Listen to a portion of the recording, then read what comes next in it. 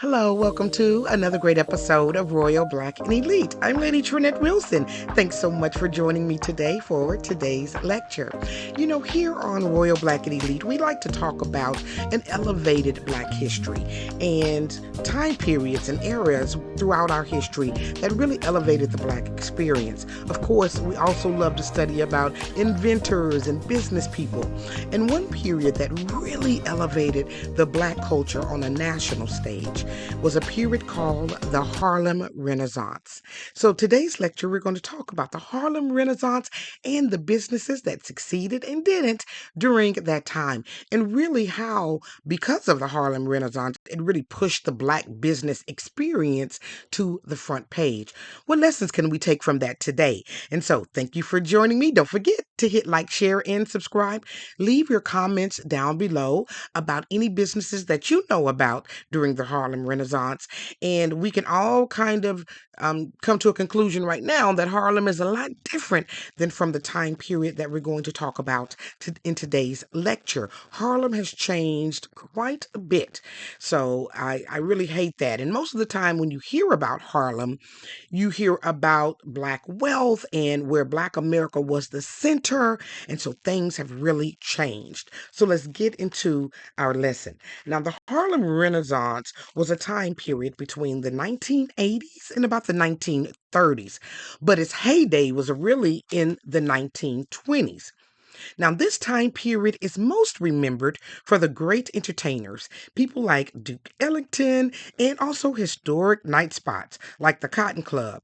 But let's be very clear, even about the Cotton Club, it was a white only establishment. So the reason we know these entertainers is because they were allowed to perform, but they weren't allowed to sit in there or to be a patron of the place. So that's what the Cotton Club was. So we had all of these wonderful people, and then we had intellects like Alan Locke. Y'all look click down below. I do have a video on him. He's known as also one of the fathers of the Harlem Renaissance. But one important part of the Harlem Renaissance that's not often talked about is the business aspect of it and how Black businesses really grew during that time period.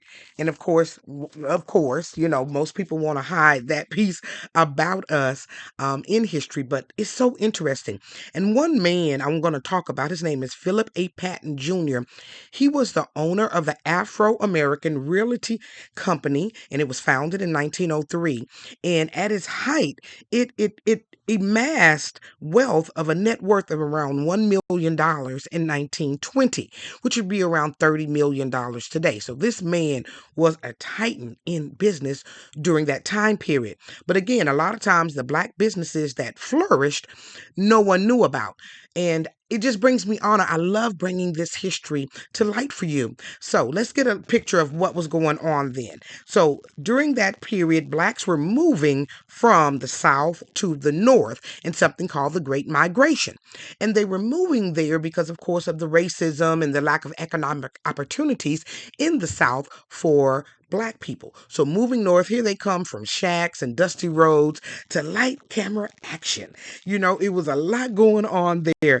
And so there were Black people who were moving there. And there was a time where you had the Harlem Renaissance where there were painters, singers, dancers relocating to the city, which meant that there were businesses that needed to, serve these people. Now, why? Because some places that were run by white people would not allow Black people to come and shop there or to get their hair done there. Plus, they didn't know how to do Black people's hair. So that is why you saw the biggest bulk of business being service industry type of businesses, barbers, eating places, beauticians, carpenters, people who were doing yards, things like that. So those were the bulk of the business. Now, there's some question as to the real number of Black businesses that were in operation during that time period. According to a New York Age newspaper, that was the name of the newspaper, in 1916, it listed 47 Black businesses.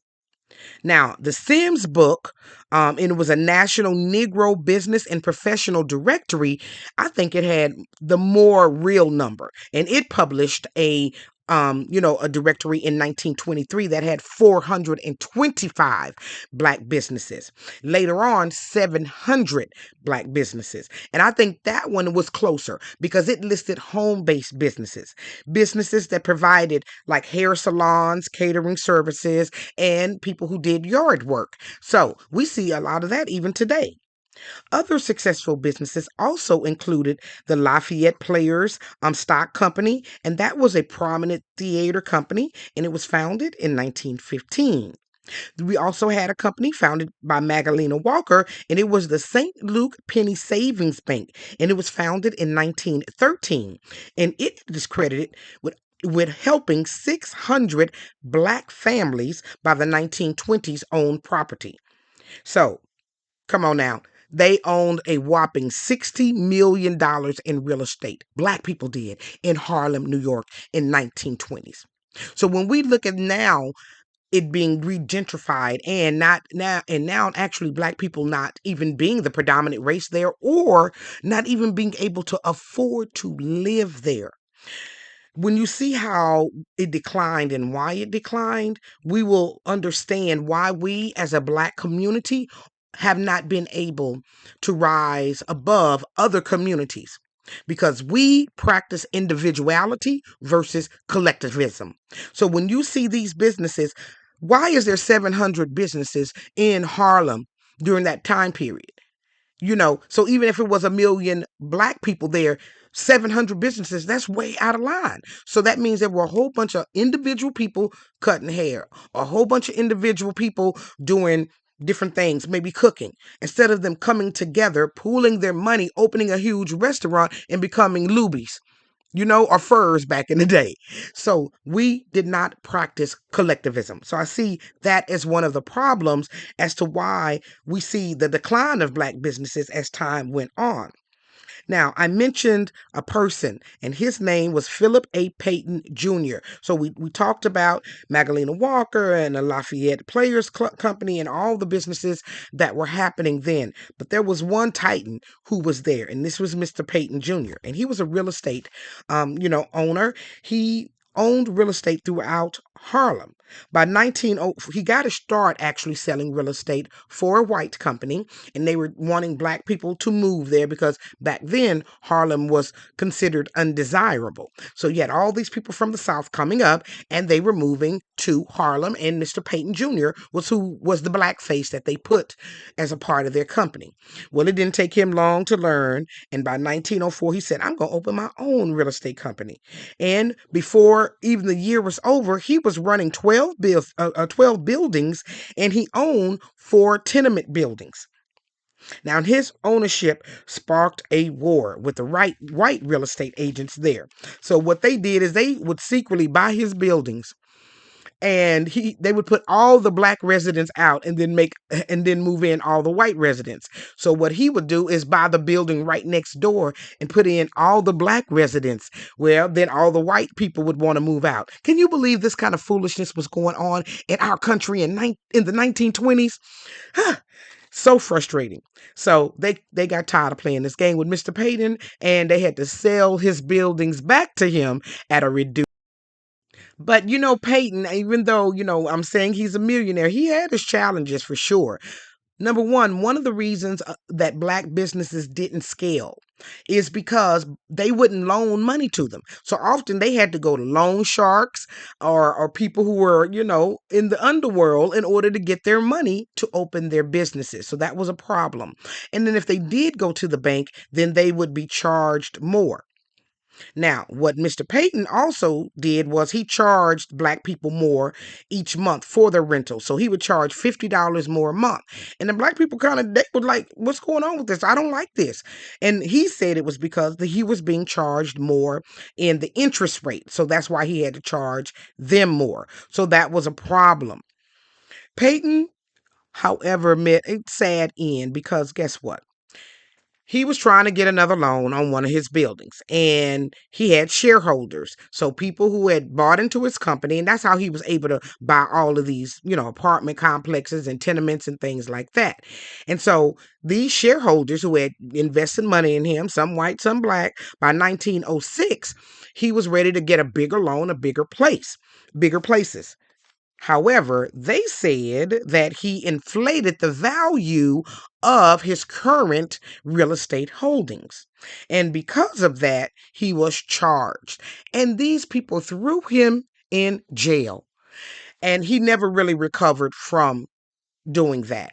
And so, because it was not a private company and he had real estate, investors who had invested in his company, and so they were shareholders. That's the reason he got into trouble. So that's what happened to Mr. Payton and his business. So sadly, he never really was able to recover. And that was really the plight of a lot of black businesses, because they didn't have really any, access to capital. They weren't able to keep going. The other thing that really hurt them, and this hurts me even today, you all, and I'm going to put my video down below, and I'm going to see if what happened in Harlem is still happening today. So let me tell you what happened. So here you have all these black businesses. So even those who had risked life and limb in order to borrow money from loan shark people, and go look at Stephanie St. Clair. She was one of those ladies back in those days also, who was a kind of a gangster woman, and she would loan businesses and invest in businesses and stuff like that. But after doing all of that, the businesses reported that black people did not support them. So if they had a black ice cream shop on one block and a white ice cream shop on another block, the black people would pass the black ice cream shop and go to the white ice cream shop. Now, what would black people say? Well, during that time, they would say, now, see if we hear that today too, they're cheaper, they're more professional and friendly, and the food tastes better, or the skills are better, or the place is cleaner. Now, you can go to almost any black neighborhood to a soul food restaurant, and it is going to be in an old, broke down, dirty building. It's going to have people who are not very friendly serving you. And so that service aspect within the black community really hurts us even today. Having attitudes when customers come into the organization, into your establishment, and treating them like, not very well. And so that is what black people had to experience. And because of that, they saw their businesses begin to fail, and fail in big numbers. So you saw the decline of black businesses. The other thing that really just kind of made them just wiped it out, and you saw the Harlem Renaissance then be no longer. And that was in 1935 during the Harlem race riots. So whatever black businesses that were still standing were no longer standing. They went in and tore it up. The government stopped giving them money because of them tearing up their black communities. And so that is what happened financially and to the business meccas there in Harlem. So it's sad to see that that's happening today. Now, why do I say I wanted to test it? Because I have a video I have left down below of black-owned businesses who deal in luxury items, who are the more elite black businesses. And I want to see if you all go out and support them. You all click down below. Look at that video. When I look at some of my other videos who have hundreds and thousands of views, but this one is struggling to get even 1,000 views, I say this is what it's about. Black businesses being supported.